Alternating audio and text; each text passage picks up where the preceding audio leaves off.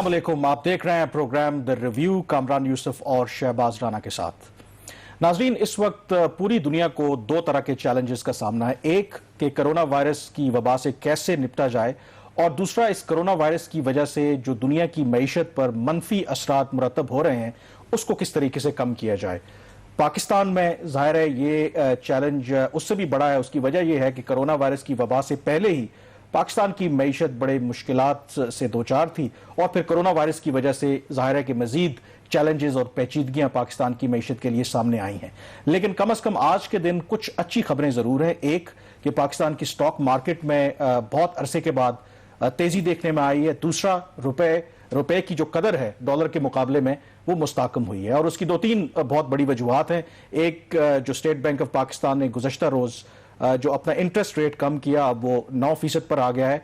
दूसरा, IMF ने जो पाकिस्तान के लिए एक इमरजेंसी रिलीफ फंड का जो उन्होंने अप्रूवल दी है तकरीबन 1.4 अरब डॉलर, और फिर तरक्की याफ्ता जो ममालिक हैं उन्होंने पाकिस्तान समेत कोई 76 जो ममालिक हैं उनके जो कर्जे हैं वो इस साल के लिए मुंजमद किए हैं। तो शहबाज, इतनी जो एक ज़ाहिर है कि मुश्किल सूरत हाल है उसमें ज़रूर ये पॉजिटिव डेवलपमेंट्स हैं। और एक जो IMF ने जो 1.4 बिलियन डॉलर का जो अप्रूव किया है इमरजेंसी फंड आप उसे कह लें, उसमें जो एक प्रेस रिलीज में मुझे जो स्ट्राइकिंग लगी है, correct me if I am wrong, कि जो पाकिस्तान का ओवरऑल IMF के साथ प्रोग्राम था 6 बिलियन डॉलर का, शायद वो आर्जी तौर पर मुअत्तल हो गया जब तक हालात बेहतर नहीं होते। आप जख्मों पे क्या वो कहते हैं नमक छेड़ रहे हैं। आज अच्छी खबरों का दिन है, पहले थोड़ा सा अच्छी खबरों की बात कर लेते हैं। डॉलर का ये भी तो अच्छी खबर है कि अगर फॉर द टाइम मुंजमद ना होने उसके नुकसानात है ना। ठीक है। अच्छा, मैं आपके सवाल का जवाब देने से पहले एक कामरान साहब गीता गोपीनाथ हैं, चीफ इकोनॉमिस्ट IMF की, उन्होंने एक बड़ा खूबसूरत एक जुमला उन्होंने लिखा अपनी रिपोर्ट के अंदर। ये जो IMF की रिपोर्ट आई है इस हफ्ते, जिसमें दुनिया की जो GDP में उन्होंने कहा है कि उसमें मनफी 3% ग्रोथ होगी, और पाकिस्तान की जो GDP में मनफी 1.5% ग्रोथ। तो वो लिखती हैं कि there is no trade off between saving lives and saving livelihoods. Pakistan में एक जो बहस चल रही है कि कारोबार को खोलना चाहिए ताकि लोगों को नौकरियां मिलें, वो कहते हैं इसमें कोई ट्रेड ऑफ नहीं है। नौकरियां उसकी अपनी जगह पे अहमियत है, लेकिन जिंदगी के ऊपर किसी चीज की मतलब कोई अहमियत बचाना नहीं है। जो है वो सबसे इंपॉर्टेंट चीज। अब आ जाते हैं अच्छी खबरों के ऊपर, आपके सवाल के ऊपर। एक चीज आप मिस कर गए, उसमें आज सोने की जो कीमत है उसमें भी कुछ 3400 रुपए फी तोला कमी हुई है, और वो भी 97,600 रुपए फी तोला पे आ गया है। डॉलर के मुकाबले में रुपए की कदर में तकरीबन कोई 4 रुपए के करीब उसकी रुपए की कदर मुस्तहकम हुई है, और जो स्टॉक मार्केट है 1500 पॉइंट्स बढ़ी है। तो ये बहुत अच्छी चीज है, और इसकी बुनियादी वजह वही जिसके ऊपर हम सब फोकस कर रहे थे कि हुकूमत को और स्टेट बैंक ऑफ पाकिस्तान को प्रॉम्प्ट एक्शन लेने चाहिए थे। देर आयत दुरुस्त आयत, वो इकदाम अब आना शुरू हो गए हैं। अब आ जाते हैं असल चीज के ऊपर। कामरान साहब, IMF ने एक अपनी रिपोर्ट भी जारी की है। उस रिपोर्ट में कुछ ऐसी चीजें हैं जो कि हम नाज़रीन को बताना चाह रहे हैं, ताकि ये जितनी भी चीजें लग रहा है कि इसमें आसानियां जो वक्ती तौर पर हैं, और IMF अभी भी अपनी पॉलिसीज के ऊपर कोई बहुत ज्यादा पीछे नहीं हटा हुआ। नाज़रीन, इस रिपोर्ट के अंदर जो बुनियादी चीज है, एक तो उस IMF ने कहा है कि जो 2020 में तो तरक्की की जो शरह है वो कम होगी, लेकिन जो 2021 का साल है उसमें उसका जो पहले 6 माह है उसमें जो तरक्की है वो आहिस्ता आहिस्ता उसकी सूरत हाल बेहतर होना शुरू हो जाएगी, और 2020-21 का जो साल का जो दूसरा जो हाफ होगा, जनवरी 2021 से लेकर जून 2021 तक, उसमें कदरे बेहतरी आ जाएगी। तो ओवरऑल जो पाकिस्तान की इकोनॉमी ग्रो करेगी अगले साल वो 2% के करीब करेगी, और उसमें मुश्किलात वो दरपेश रहेंगी। लेकिन इसके बावजूद जो इसमें अहम चीज़ है वो ये है कि IMF ने जो अगले कुछ अहदाफ इस रिपोर्ट के अंदर बताए हैं वो काफ़ी तशवीशनाक हैं। उसकी बुनियादी वजह यह है कि IMF अभी भी कह रहे हैं इस चीज़ को, तो वो IMF मान रहा है कि अगले साल पाकिस्तान के लिए मुश्किलात बरकरार रहेंगी, लेकिन इसके साथ ही वो हुकूमत को यह भी तजवीज़ दे रहा है कि अपना जो बजट है उसमें 1050 अरब रुपए की उसमें खर्चे में कमी कीजिए। जो प्राइमरी बजट डेफिसिट का टारगेट है उनके ख्याल में इस साल वो 2.8% होगा, तो उसको अगले साल कम करके तकरीबन वो 0.4% के करीब लाने की बात कर रहा है। दूसरी चीज़ कामरान साहब बहुत इंटरेस्टिंग है। दूसरी चीज़ वो ये कह रहे हैं कि आपका जो FBR के जो हदफ था टैक्स कलेक्शन का, इस साल आपको पता है जब आपने साल शुरू किया तो 5,500 अरब रुपए की बात हुई। मैं जुलाई 2019 से कह रहा था ये हदफ हासिल नहीं होगा, बजाय बिफोर कोरोना तो ये जो 5238 अरब हो गया। अब IMF ने ये कहा कि कोरोना की वजह से वो 3,908 अरब रुपए तक की कलेक्शन इस साल जो पिछले साल के मुकाबले में भी कम है। तो ये पिछले साल के मुकाबले में ये तो गवर्नमेंट के लिए बहुत बड़ा रिलीफ है, क्योंकि ये सबसे बड़ा झगड़ा था ना کہ اس کے اوپر IMF مان نہیں رہا تھا, وہ ریوائز نہیں کر رہے تھے جو اوریجنل ٹارگٹ انہوں نے, پھر ریوائز بھی جو کیا اور پاکستان سٹرگل کر رہا تھا. لیکن اس میں جو اصل بات جو ہے وہ یہ ہے کہ اگلے سال کے لیے IMF نے جو اب ہدف اس رپورٹ کے اندر دیا ہوا ہے وہ 5101 ارب ہے. اس کا مطلب یہ ہے کہ حکومت پاکستان کو فردر اس میں کوئی انہوں نے 31% اس میں گروتھ دکھانی ہے اور اس میں مزید ان کو کلیکشن میں اضافہ کرنا ہے کوئی 1131 ارب روپے کا. اور یہ آپ ذہن میں رکھیے کہ پاکستان اس وقت جن حالات سے گزر رہا ہے, اور IMF کی رپورٹ کے اندر لکھا ہوا ہے کہ یہ جو سیویئر کرائسس اکنامک اور ہیلتھ دونوں پاکستان اس کو فیس کر رہا ہے. اور تیسری چیز جس پہ آپ کا بھی کافی انٹرسٹ ہے اور ہم اس پہ اوپر رپورٹ بھی کرتے رہے, حکومت نے آپ کو پتا ہے کہ as a part of economic relief package انہوں نے کہا تھا جی کہ 75 ارب روپے کی ہم ریلیف دے رہے ہیں پیٹرولیم مصنوعات کی قیمتیں کم کر کے. لیکن یہ رپورٹ جو ہے اس کی حقیقت کچھ اور بات بتا رہی ہے. رپورٹ یہ بتا رہی ہے کہ کرونا سے پہلے جو ہدف تھا پیٹرولیم مصنوعات سے کلیکشن کا پیٹرولیم لیوی کی مد میں وہ 300 ارب روپے تھا, جو کہ پوسٹ کرونا جو ہے وہ 295 ارب ہے, صرف 5 ارب کی کمی ہے, لیکن اس میں پورا ریلیف پاس آن نہیں کرے. ناظرین جو اس میں اصل چیز ہے وہ اگلے سال کی ہے. اگلے سال کے لیے جو IMF اس میں ہدف دکھا رہا ہے اپنی رپورٹ کے اندر پیٹرولیم لیوی کی مد میں وہ 489 ارب روپے کا ہے, جسے لگ یہ رہا ہے کہ حکومت اور IMF اس بات پر کوئی نہ کوئی انٹرنلی معاہدہ کر چکے ہیں کہ جو عالمی منڈی میں اس وقت تیل کی قیمتیں میں جو کمی آ رہی ہے, جو اس کی 20 سالہ تاریخ کی کم ترین قیمتیں ہیں, اس کے باوجود حکومت پاکستان کو اگلے سال پیٹرولیم لیوی کی مد میں 65% اضافہ کرنا ہے. تو کامران صاحب یہ وہ چیز ہے, اس کا مطلب ہے کہ حکومت ایک تو 31% FBR کے محصولات میں اضافہ کرے گی اور اس کے ساتھ 65% پیٹرولیم لیوی کے محصولات میں اضافہ کرے گی. لیکن اس کے اندر مجھے ایک جو اعتراض ہے نا, یہ تو انہوں نے پروجیکشن کیے کہ اگر حالات نارمل رہیں اور اللہ کرے کہ حالات ٹھیک ہوں, کیونکہ جون میں اگلا بجٹ آنا ہے, تو یہ پریڈکٹ کرنا کہ شاید حالات ایسے رہیں گے اور پھر پاکستان اس طرح کے ٹارگٹس رکھے گا, مجھے لگتا ہے کہ اٹس ٹو ارلی. ہو سکتا ہے کہ IMF یہ نہ ہو کہ پاکستان کی حکومت یا پاکستان زیادہ ہی خوش ہو جائے کہ اگر ہم آپ سے کہیں کہ ٹھیک ہے جی اس سال آپ کو ریلیف دیا ہے تو اگلے سال بھی آپ کو ریلیف ملے گا, تو شاید ہو سکتا ہے کہ پریشر ٹیکٹک بھی ہو کہ آپ اس خوشی میں نہ رہیں کہ اگر ابھی فی الحال ہم جو IMF کا جو اوریجنل پروگرام ہے اس پر عمل درآمد نہیں کر رہے تو یہ فیسلٹی آپ کے لیے لانگر پیریڈ کے لیے ہوگی.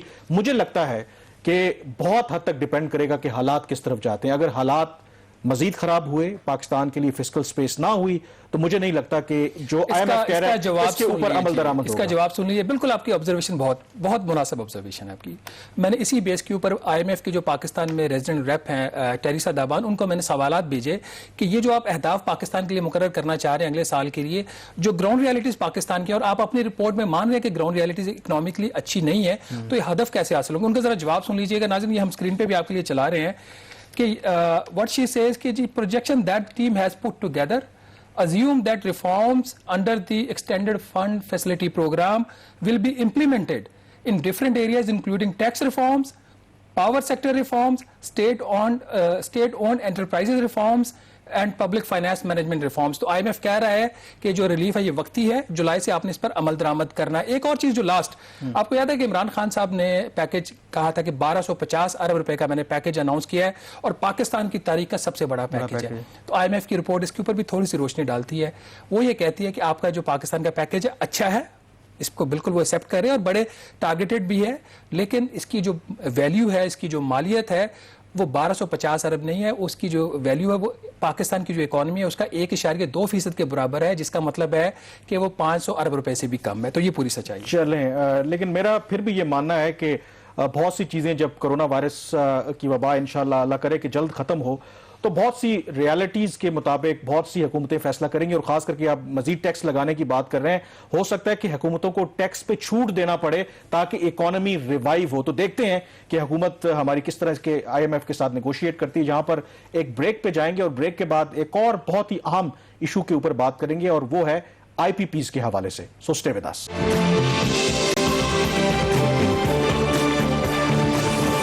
پروگرام دی ریویو میں ایک دفعہ پھر خوش آمدید. ناظرین, گزشتہ سال اگست میں وزیراعظم عمران خان نے ایک انکوائری کمیٹی تشکیل دی جس کا بنیادی مقصد یہ تھا کہ جو IPPs ہیں یا جو نجی شعبے میں بجلی بنانے والے کارخانے ہیں, ان کا جائزہ لیا جائے کہ ماضی کی حکومتوں کے ساتھ انہوں نے جو معاہدے کیے کیا وہ پاکستان اور پاکستانی عوام کے مفاد میں تھے, کیا یہ کمپنی ضرورت سے زیادہ منافع کما رہی ہیں. کیونکہ آپ جانتے ہیں کہ بجلی کی قیمتیں جو ہیں ایک بہت بڑا ایشو ہے پاکستان اور پاکستانی عوام کے لیے. اگر آپ دیکھیں تو اس سال موسم سرما میں لوگوں کو وہ بل موصول ہوئے جو عموماً گرمیوں میں موصول ہوتے تھے. تو آپ تصور کر سکتے ہیں کہ آگے جب گرمیاں آئیں گی تو پھر بلوں کا کیا حال ہوگا. تو اس حوالے سے وزیراعظم عمران خان جاننا چاہتے تھے کہ کیا آئی پی پیز کے ساتھ جو معاہدے ہیں ان کو ری نیگوشیٹ کیا جا سکتا ہے. تو اس حوالے سے جو کمیٹی نے اپنی سفارشات اور جو فائنڈنگز ہیں وہ حال ہی میں وزیراعظم عمران خان کو پیش کیے ہیں. حکومت کی طرف سے باقاعدہ طور پر اس کو منظر عام پر تو نہیں لایا گیا, لیکن ظاہر ہے کہ یہ رپورٹ میڈیا میں لیک ہوئی ہے اور چند اہم انکشافات کیے گئے ہیں. تو شہباز, یہ بھی ایک سگنیفیکنٹ ایریا ہے جو ماضی کی حکومتیں بھی اگنور کرتی رہیں اور جس کی وجہ سے عوام کو بہت نقصان ہوا ہے. تو اگر ہم فوکس کریں کہ فائنڈنگز کیا ہیں جو میجر کامران صاحب, ایک تو عمران خان صاحب کو فل مارکس کہ اتنے بڑا جو یہ پاورفل لوگ ہیں, بہت سٹرونگ لابی ہے اور آج سے نہیں 1994 سے پاکستان میں کام کر رہی ہے پاور سیکٹر کے اوپر. جو لوگ جنہوں نے پاور پلانٹس لگائے ہوئے ہیں تو ان کے اوپر اس طرح کی انکوائری آرڈر کرنا آسان نہیں تھا. اس کی انکوائری کی جو سربراہی تھی وہ فارمر چیئرمین ایس سی سی پی محمد علی صاحب کر رہے تھے اور ان کی جو رپورٹ جیسے آپ نے کہا آ چکی ہے. انہوں نے جو ماضی کی حکومتیں جتنی بھی تھی ان کی جو پالیسیز تھی رانگ ڈوئنگ وہ انہوں نے سامنے لائے ہیں. دوسرا کرمنل نیگلیجنس ہے جو نیپرا ہے جو پاور سیکٹر کے ریگولیٹر, اس کے رول کے اوپر بات کی. اور تیسرا انہوں نے جو پاور پروڈیوسرز ہیں وہ کس طرح غلط اعداد و شمار دے کر وہ انہوں نے اپنے منافع کو بڑھایا. تو جو بنیادی چیز ہے اس میں کامران صاحب, ناظرین اگر ہم آپ کو بتاتے ہیں جو رپورٹ کی مین چیز ہے وہ یہ ہے کہ پاکستان میں جو بجلی پیدا کی جاتی ہے وہ خطے میں سب سے مہنگی بجلی ہے. بھارت میں اگر آپ دیکھیں جو گھریلو صارف ہے اس کو بجلی ملتی ہے 11 روپے تقریباً 20 پیسے فی یونٹ, بنگلہ دیش میں یہ 12 روپے 40 پیسے اور پاکستان میں یہ 15 روپے اور 40 پیسے ہے. اور اس کی وجہ یہ کہ ہم نے جو ماضی میں معاہدے سائن کیے تھے آئی پی پیز کے ساتھ اور ایون کہ جو حکومت کے اپنے پاور پلانٹس لگے ہوئے ہیں جس طریقے سے ان کو ادائیگیاں کی جا رہی ہیں, جو ان کو رعایتیں دی گئی ہیں, اس کی وجہ سے آج پاکستان میں مہنگی بجلی پیدا کی جا رہی ہے. دوسری اس کی یہ اہم فائنڈنگ ہے کہ اگر آپ صرف ماضی کے 13,000 میگا واٹ کے انڈیپینڈنٹ پاور پروڈیوسر کو آپ لے لے, انہوں یہ اس میں بہت ہی ایک امپورٹنٹ اس کے اندر ایک چارٹ دیا ہوا رپورٹ کے اندر جس کے مطابق یہ جو پاور پلانٹس ہیں ان کو 30 سال کے عرصے کے اندر 5,837 ارب روپے کی اضافی ادائیگیاں کی جائیں گی اگر کریکٹیو میئرز نہیں لیے جاتے.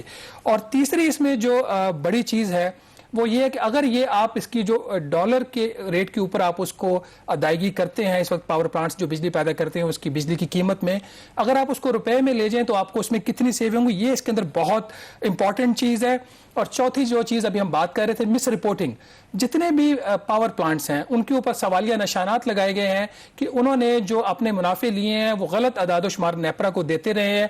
اور پانچویں چیز کامران صاحب, یہ پاور پلانٹس جو تھے ریلیٹیولی یہ بہتر ان کی کارکردگی تھی لیکن اپنی کارکردگی کو یہ کم دکھا کر زیادہ جو تیل ہے وہ حکومت سے لیتے رہے ہیں اور عوام کی جیب سے اربوں روپیہ اضافی نکالا. اور اس کی تھوڑی سی ایگزامپل بھی یہاں پہ کوٹ کر دیتے ہیں کہ کس طریقے سے یہ زیادہ منافع کمایا ان کمپنیز نے بقول یہ جو انکوائری کمیٹی ہے.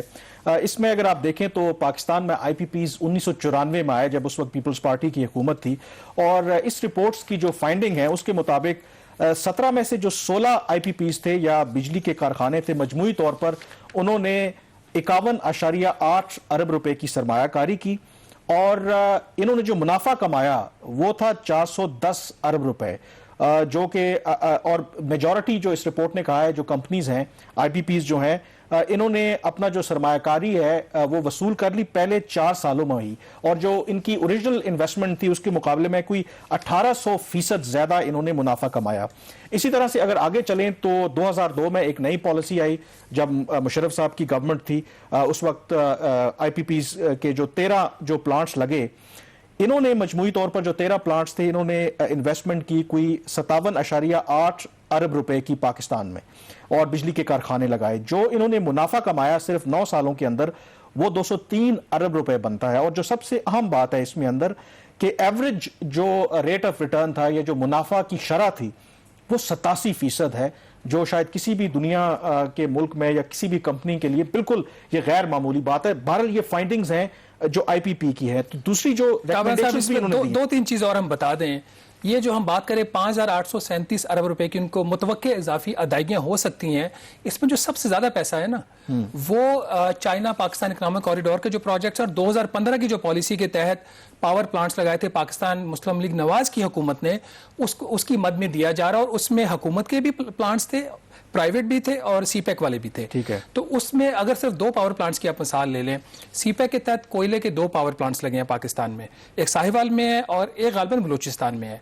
उनकी मद में अगर फार्मूला चेंज होता है तो 1200 अरब रुपए की वो वहां पे बजट दिखा रहे हैं। और अगर इन फाइंडिंग्स के ऊपर अमल कर लिया जाए, जो सिफारिशात है, मैं उसके आगे आता हूं, तो हमें कितनी सेविंग होगी। जो नाज़रीन, जो बुनियादी इसमें 2 उन्होंने सिफारिशात की हैं कमेटी की तरफ से कि ये जितने भी मुआहदे हैं IPPs के साथ, पावर परचेज एग्रीमेंट, इन सारे मुआहदों के ऊपर नजरसानी की जाए, ताकि उसकी वजह से हुकूमत को 4700 नॉट हुकूमत बल्कि ये अवाम की जेब से पैसा जा रहा है, अवाम को 30 साल के अरसे में 4700 अरब रुपए की बचत होगी। और हुकूमत के लिए ये इसमें अच्छी चीज होगी कि जो बिजली की कीमतें हैं उसमें तकरीबन 20% या 3 रुपए फी यूनिट कमी कर सकती है। और दूसरी इसमें अहम चीज ये है कि अगर पावर प्लांट्स वो ये बात नहीं मानते बिजली की कीमतें अपने जो मायदे हैं उसके ऊपर नजरसानी करने के लिए, तो जो कमेटी की सिफारिश है वो ये है कि आप उनको फिर उनका फॉरेंसिक ऑडिट ऑर्डर कीजिए, और फिर जो उन्होंने गलत काम किए, अगर उन्होंने मिस रिपोर्टिंग की और बहुत सारे मामलात किए हैं, उसकी फिर तहकीकात करवाइए। तो कामरान साहब, ये जो चीज़ें हैं इसमें एक और इम्पॉर्टेंट जो रिकमेंडेशन है जिसको मैं समझता हूँ जिसके ऊपर हमें ज़्यादा फोकस करना चाहिए, वो ये है कि कमेटी ये रिकमेंडेशन दे रही है कि 1994 की जो पॉलिसी है उसके तहत जो पावर प्लांट्स लगाए गए थे, और 2002 की जो पावर पॉलिसी है उसके तहत जो पावर प्लांट्स लगाए गए थे, 9 1994 वाले और 5 जो है 2002 वाले, इनको बंद कर दिया जाए। और उसकी वजह यह है कि वो जो बिजली पैदा कर रहे हैं वो या तो महंगी है, या जो मेरिट ऑर्डर होता है, मेरिट ऑर्डर बेसिकली ये चीज़ है कि अगर कौन सा बिजली का कारखाना जो है वो कितनी सस्ती बिजली पैदा कर रहा है, उसमें ये बहुत नीचे चले जाते हैं। तो अगर आप ये 14 पावर प्लांट बंद कर देते हैं तो उसकी जो सेविंग्स होगी 739 अरब रुपए की होगी। नाज़रीन, आप स्क्रीन के ऊपर देख सकते हैं, इसमें तकरीबन 18 से 20 ऐसे पावर प्लांट्स हैं जो मुतवक्के तौर पर बंद हो सकते हैं, और इसमें जो 2 से 3 पावर प्लांट्स ऐसे हैं जो वज़ीर आज़म साहब के जो कुछ मशीर है उनकी वो मलकियत है या उनकी उसके अंदर हिस्सादारी है। तो ये कामरान साहब बहुत इंपॉर्टेंट चीज़ है। लेकिन इस रिपोर्ट के अंदर जो मिसिंग लिंक है मेरे ख्याल में, जो अभी तक जो रिपोर्ट लीक हुई है, एक है कि इसमें जो उस वक्त माजी की हुकूमतें रहीं उनका क्या किरदार रहा, उसके ऊपर बात नहीं हुई, क्योंकि IPPs के साथ जो भी मुआहदे हुए, जाहिर है वो दो तरफा मुआहदे थे। जितनी जो फैसिलिटीज थी वो गवर्नमेंट ने दी, खास करके जो 1994 में तो जो प्रॉफिट है वो रुपयों में दिया जाता था, लेकिन 2002 में जब मुशर्रफ साहब की गवर्नमेंट आई तो इसको चेंज कर दिया गया, और जो मुनाफा इन कंपनीज को रुपयों में दिया जाता था अब डॉलर में दिया जाता है, जिसकी वजह से बहुत ज्यादा फर्क पड़ा है। तो सवाल यह है कि इस रिपोर्ट में इस कमेटी ने क्यों जो माजी की हुकूमतें हैं उनके किरदार पर बात क्यों नहीं की। दूसरा जो एक और बहुत बड़ा फैक्टर है जिसको शायद हम भूल जाते हैं कि ये बिजली के कारखाने उस वक्त लगे जब पाकिस्तान में सिक्योरिटी के हालात इतने अच्छे नहीं थे। 9/11 के बाद आपको पता है अफगानिस्तान में एक तरफ अमेरिका ने जंग छेड़ रखी थी, इंटरनली तौर पर आपके यहाँ बहुत ज्यादा प्रॉब्लम थे, बल्कि IPPs के लोग ये कह रहे हैं कि इराक के बाद पाकिस्तान एक हाई रिस्क कंट्री है। पाकिस्तान को तो शुक्रगुजार होना चाहिए इन जो प्राइवेट कंपनीज का कि ऐसे हालात में उन्होंने इन्वेस्टमेंट की। तो इसलिए इस कमेटी के अंदर अभी बहुत से जो फाइंडिंग है इस कमेटी की, बहुत से ऐसे सवालात हैं जिनके जवाबात आने हैं, और शायद इसी वजह से गवर्नमेंट अभी थोड़ी सी मोहतात है। यहां पर एक ब्रेक पे जाएंगे, और ब्रेक के बाद जब वापस आएंगे एक तो हम व्यू लेंगे IPPs का, और दूसरा एक्सपर्ट ओपिनियन भी लेंगे कि वे फॉरवर्ड क्या है। So stay with us.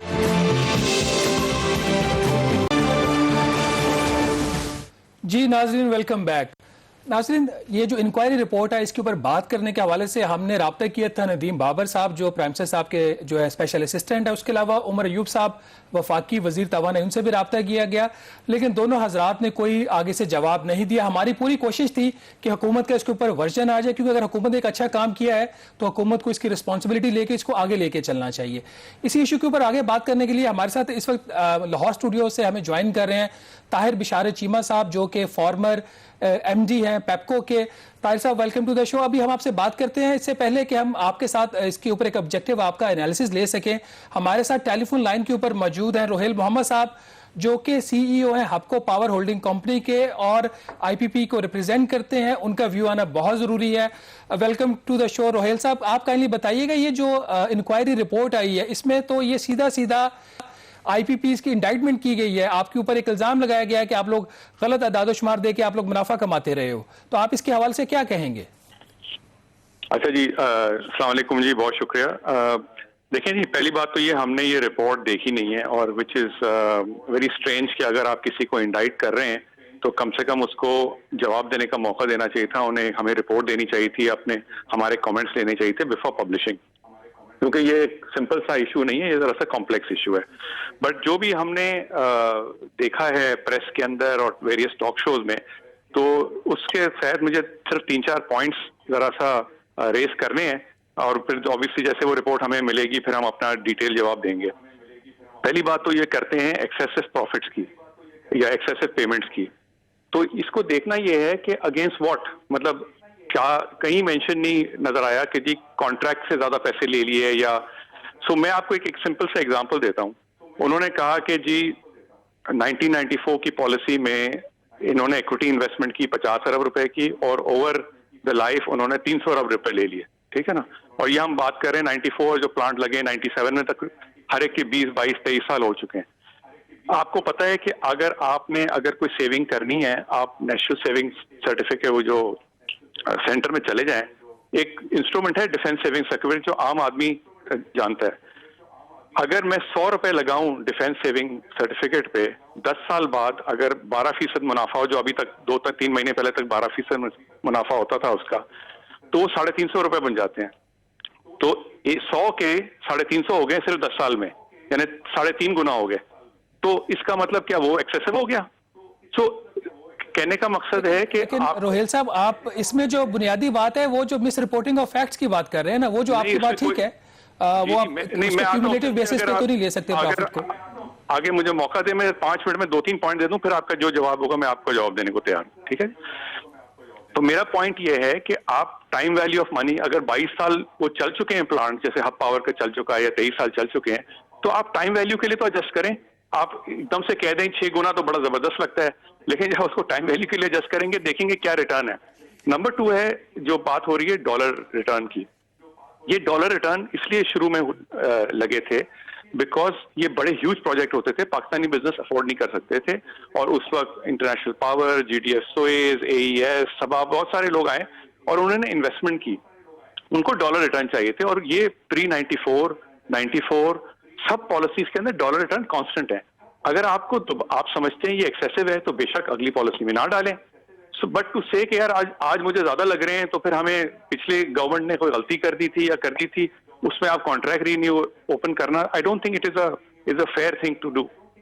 2002 की पॉलिसी में, जस्ट टू क्लैरिफाई, ये था कि फॉरेन इन्वेस्टर्स को डॉलर रिटर्न होगा और रुपी के लिए, लोकल इन्वेस्टर्स के लिए रुपी होगा। और ये लोगों ने कहा कि ये डिस्क्रिमिनेशन क्यों? और 5 साल तक, 2002 में पॉलिसी आई से लेकर 2007 तक कोई लोकल इन्वेस्टर ने प्लांट नहीं लगाए। फाइनली ECC ने शौकत अजीज के जमाने में ये चेंज किया rule for all the plants. किसी एक ने कोई फायदा नहीं उठाया कि आपको इक्वल रिटर्न मिलेगा इन्वेस्टर का। ये डॉलर की चीज कंसिस्टेंट रही है। अगर हम समझते हैं कि कोई चीज को नहीं करना चाहते हैं, बिल्कुल। रोहेल साहब देखें, वक्त हमारे पास कम है, हम चाह रहे हैं कि जो मेन पॉइंट्स है ना वो हाईलाइट हो जाएं। जो एलिगेशंस जो इस रिपोर्ट में लगाया गया है वो है मिस रिपोर्टिंग का। मसलन जो IPPs के बारे में कहा गया है कि तेल उन्होंने ज्यादा लिया या फ्यूल ज्यादा लिया, बिजली कम प्रोड्यूस की। अब 2 कमेटी ने रिकमेंडेशंस दिए, या तो इनके साथ रीनिगोशिएट करें या फिर इनका फोरेंसिक ऑडिट करें। अगर आपको लगता है कि आपने मुनाफा जायज कमाया है तो क्या IPPs फोरेंसिक ऑडिट के लिए तैयार हैं? Absolutely sir, absolutely. ये जो ऑयल जिसके अंदर उन्होंने इल्जाम लगाया ना, वो 5 या 6 IPPs हैं 90 IPPs में से। तो हम तो खुद कहते हैं कि जी आप फोरेंसिक ऑडिट करें और जिसने गलत काम किया उसके अगेंस्ट FIR कटवाएं। लेकिन ये तो कोई बात नहीं कि 90 के 90 को बदनाम कर दिया। 3-4 लोगों ने अगर किया भी है तो आई डोंट थिंक किया है, बट अगर किया भी है तो 5 की जगह पे आप 90 लोगों को क्यों बदनाम कर रहे हैं? आप बिल्कुल फोरेंसिक ऑडिट करें और आपके साथ होंगे हम, बिल्कुल। जी रोहेल साहब, आपका बहुत शुक्रिया, आपका इस पे व्यू आ गया। यहीं से बात को हम आगे बढ़ा रहे हैं। बिशारे साहब, आपने उनकी बात सुनी है रोहेल साहब की, वो तो बड़ी सीधी बात कर रहे हैं कि हमने तो कोई रॉन्ग डूइंग नहीं की, अगर कुछ किया तो फिर आप फोरेंसिक ऑडिट करवा लीजिए। आप पहले हमें इसका पर्सपेक्टिव दीजिएगा। आप इस सेक्टर को बहुत अच्छी तरह हैं और बहुत अरसे से आप इस सेक्टर के साथ मुंसलिक है। ये झगड़ा है क्या? ये कैपेसिटी चार्जेस जो है, इसका क्या इशू है?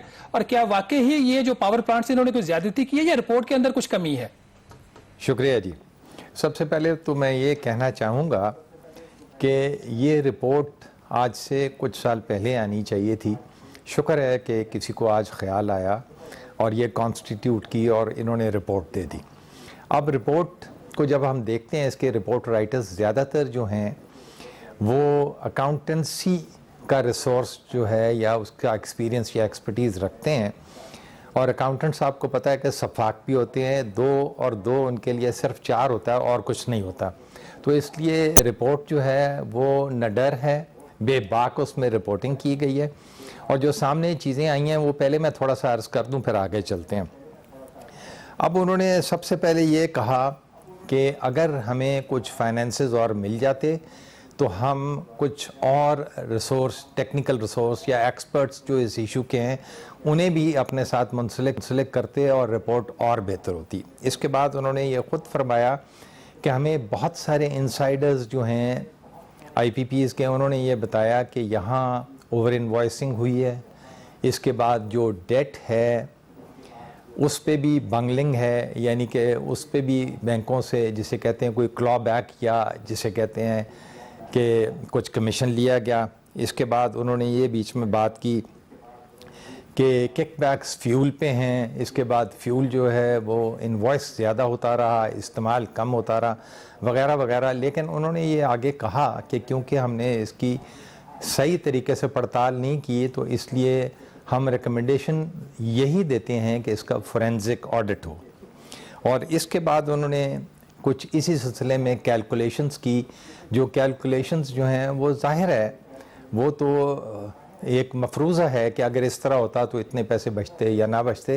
لیکن ایک چیز ہے کہ یہی وہی بات ہے یہاں پہ کہ یہ مفروضے کی بنیاد پر وہ کہہ رہے ہیں کہ جو کیلکولیشنز کی گئی ہیں اس رپورٹ کے اندر جو ایک چیز جو ہمیں مسنگ لنک نظر آتا ہے وہ ہے ماضی میں حکومتوں کا کردار. ظاہر ہے ان آئی پی پیز نے اگر منافع کمایا تو کسی پالیسی کے تحت کمایا، اور یہ پالیسی حکومتیں اسی لیے لے کر آتی ہیں کہ آپ انویسٹرز کو اٹریکٹ کریں.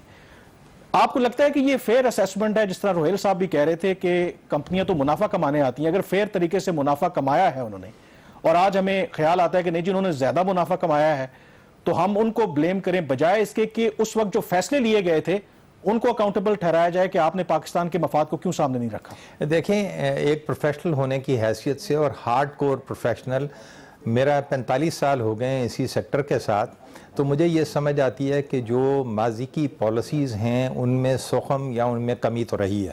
94 کی پالیسی، 2002 کی پالیسی، ایک 2007 میں آئی اور اس کے بعد جو 2013 اور 15 کی ہے ان میں سخم یا جسے کہہ لیجئے کہ ان میں کمی تو تھی، اس میں کوئی ڈاؤٹ نہیں ہے. یہ ضرور میں مانتا ہوں کہ اس وقت اس کا بلیم آئی پی پیز کو دیا جا سکتا ہے؟ سوال میرا یہی ہے کہ اگر ہماری گورنمنٹ نے پالیسیز ٹھیک نہیں دی، اس کا الزام کیا آئی پی پیز کو آپ دے سکتے ہیں؟ دیکھیں، میں نے تو ابھی تک کوئی الزام کسی کو بھی نہیں دیا. اس وقت تک تو صرف رپورٹ کی بات ہو رہی تھی، لیکن رپورٹ میں جتنی باتیں کی گئی ہیں یہ کوئی نئی نہیں ہے، یہ پہلے دن سے یہی الزام ہیں. اور رپورٹ میں کیونکہ انسٹیٹیوشنل میموری کی کمی رہی تو یہ 1999 اور 2000 میں بھی ہمیں یاد رکھنا پڑے گا کہ اس وقت ری نیگوشیٹ ہوئے تھے 94 کی پالیسی والے 16 کے 16 پی پی ایز، 17واں تو بعد میں بنا. اور اس میں کیا کیا گیا کہ ہپکو سے لے کے جاپان پاور تک جو ہے ان کے ساتھ ری نیگوشیٹ ہوا. جو کمزور تھے ذرا ان پہ زیادہ زور لگ گیا، جو طاقتور تھے ان کے ساتھ نیگوشیشن جو ہے اتنی جسے کہتے ہیں فائدہ مند نہ رہی. لیکن ایک چیز ذہن میں رکھیے گا کہ وہیں سے وہ 25 سال والے جو ہیں وہ 30 سال کے کر دیے گئے، یعنی کہ ایک طرف سے ری نیگوشیٹ کر کے کچھ ٹیرفز کم کیے گئے اور کچھ مراد جو پہلے دی گئی تھی واپس لی گئی. تو بریک سے جب واپس آئیں گے تو آپ سے پوچھیں گے یہ جو 2015 والی پالیسی ہے جس میں سی پیک کے بھی منصوبے ہیں یہ کس حد تک ٹھیک تھی. ناظرین، یہاں پہ ایک چھوٹی سی بریک. Stay with us.